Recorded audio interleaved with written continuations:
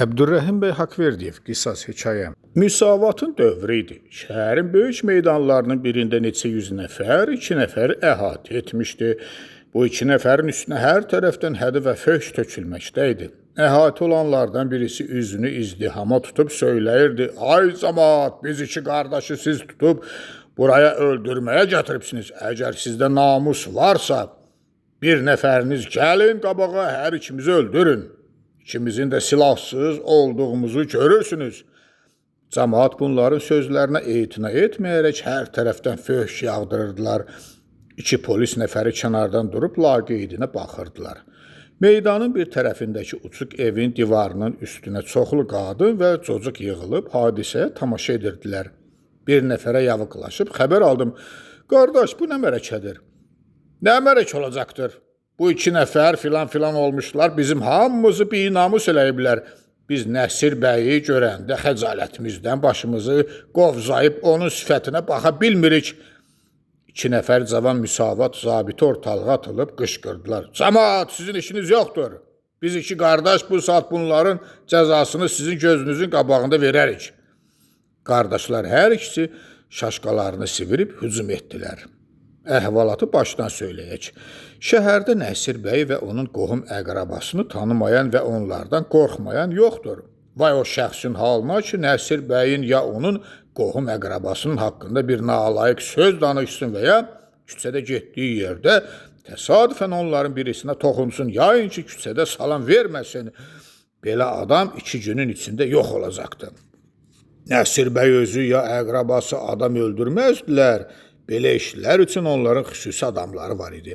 Bu adamları mehmanxanalarda, restoranlarda, çayxanalarda, hamamlarda, hər yerdə tanıyardılar. Restorana daxil olub nahar yeyib durub gedərdilər.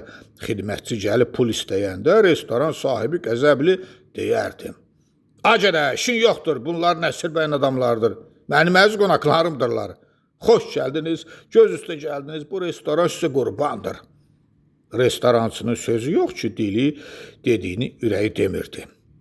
Bəy bunlarla yoldaşcasına zarafat yana söhbətlər edərdi. Söhbət arasında birdən deyərdi: "Ay uşaqlar, siz filan oğlu filan kəsi tanıyırsınızmı?" Bir nəfər cavabında durub deyərdi: "Bəli, mən tanıyıram, bizim qonşuluqda olur." "Necə bəy?" "Heç mənim xoşuma gəlmir. Deyəsən o da qoçuluq fikrinə düşübdür. Mənim yanımdan bu gün belə təşəxxüslə ötdü ki, güya alçaq dağları o yaradıbdır. Papağı indirib gözünün üstünə təmkinlə qədəmlərini ataraq yeriyir, güya bu adamları gözü görmür. Ona bir qulaq vurması eyb eləməz. Sabahdan şəhərə bir xəbər düşəcəkdi ki, filan oğlu filan kəsi bu gecə öldürüblər." Belə adamlardan hər ay ayda bir neçəsi öldürülərdi və hamısının da qanı arada gedərdi. Çünki polis idarələri hamısı bəyin əlində idi. Hamı, pristavlar bəy görəndə 2 qat baş endirərdilər. Bəy faytonla getdikcə Qaradavoylar şux ona çest verərdilər və bəy də bunun müqabilində pul çıxarıb onların üstlərinə atardı. Nəsir bəy şəhərin yavıqlığında vaqe bir kəndin quru bəylərindən idi. Demək olar ki, haman kəndin əhalisinin əksəri onun kimi quru bəylərdən və qohum əqrabasından ibarət idi. Bunların adları bəy idi. Zahirən hamısı sadə kəndli sifətində, hamısı əkinçi, cibləri boş, yavan çörəklə dolanan, amma bəyliklərinə həmişə fəxr edən və sair cəmaatdan özlərinə ehtiram gözləyənlərdəndilər. Cəmaat ehtiramı isə ancaq onların adlarına bir bəy ləfsi qoşmaqdan başqa bir şey deyildi. İttifaqən bu bəylərin əkin yerlərində neft göründü. Bəylərin özlərində pul töküb quyu vurdurmaq ya buruq qoydurmaq məqduru yox idi. Bu yerdə sair mədənçilər bunların köməyinə gəldilər. Bəylərin yerlərini çıxacaq neftdən müəyyən faiz vermək şərti ilə icarəyə götürdülər və qabaqcada bir qədər avans verdilər. Bir neçə sənədən sonra gördüyümüz quru bəylər hamısı milyonçu oldular. İndi bunların təşəxxüsləri yer yırtırdı. Bununla belə cəmaatın ehtiramını yenə qazana bilmədilər. Bəylər fikrə getdilər: "Bu yaramaz, biz milyonçu adamlar. Öz yerimizin cəmaatı nə üçün bizim hörmətimizi saxlamasın? Görəndə baş əyməsin. Buna bir tədbir gərək." Çox fikirləşdikdən sonra qət etdilər ki, hər birisi başına bir neçə qoçu cəm edib, onlara məvacib təyin edib, sair cəmaatı qorxuda saxlasınlar. Onlardan boyun qaçırdanları öldürüb ortalıqdan çıxartsınlar, pul zoru ilə polis qulluqçularını əllərində saxlasınlar. Bu tədbir bəylərə gözlədikləri nəticəni verdi. Həqiqət, cəmaat qorxusundan bunların məclislərdə tərif edib, görəndə ikiqat baş əyməyə başladılar. Nə etməli? Can şirin olar. Xülasə, pul zoru ilə bəylər tamam şəhəri və həvalini dəhşət içərisində saxladılar. Şəhər əhalisindən Nəbi İsmailov adlı bir şəxsin bir vəcihə qızı var idi. İsmailov fəqir öz kəsbi ilə özünü və ailəsini bir növ dolandırırdı. Köməksiz olduğundan qızını bir nəfər qoçaq cavan oğlana nişanlamışdı. Qız bir qədər Rus-Türk məktəbində oxuyub savadlanmışdı və çadıradan qaçıb açıq gəzirdi.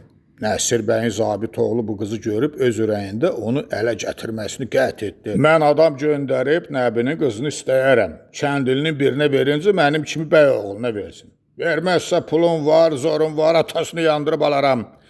Cavan bəy oğlu çox xərt çəkdi. Şəhərin məşhur yencələrini qızın və atasını yanına göndərdi.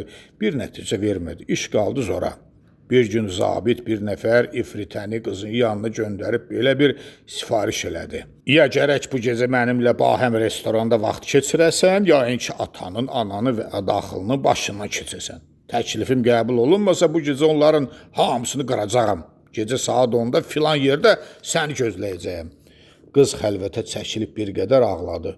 Başına döydü, axırda fikir etdi. O mənə nə edə bilər ata-anamın xatirəsi üçün. Gedib onunla şam yeyib qaydaram evimizə. Qızın ata-anası yatandan sonra xəlvət evdən çıxıb müəyyən yerə gəlib, orada Nəsir bəyin oğlunu tapıb, onunla bir yerdə getdilər restorana.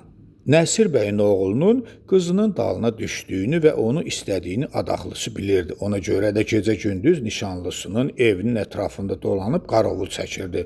Nişanlısının Nəsir bəyin oğlu ilə faytona mindiyini görüb, özü də bir faytona oturub bunların arxasınca çapdı. Bunları restorana girən görüb o da daxil oldu. Qulluqçudan bunların tutduğu kabineti bilib, gəlib qapını döydü. Zabit durub qapını açanda onu itələyib içəri daxil olub, başına 2 güllə vurub çıxıb getdi.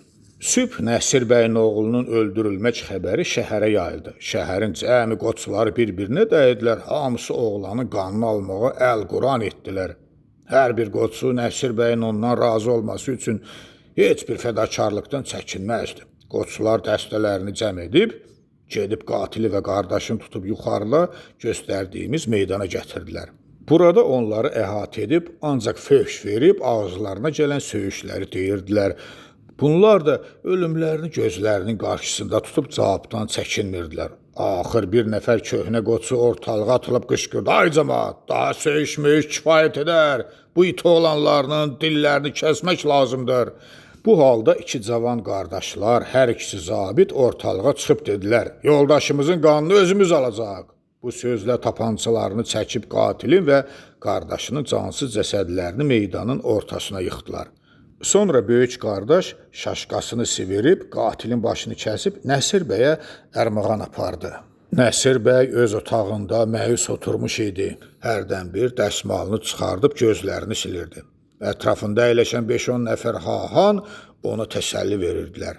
Biz ölməmişik ki, sənin oğlunun qanı yerdə qalsın. Onu öldürənlərin tamam nəslini yer üzündən götürəcəyik. Bu halda qapı açıldı. Cavan zabit daxil olub qatilin başını atdı Nəsir bəyin ayağının altına və çəkilib kənarda durdu.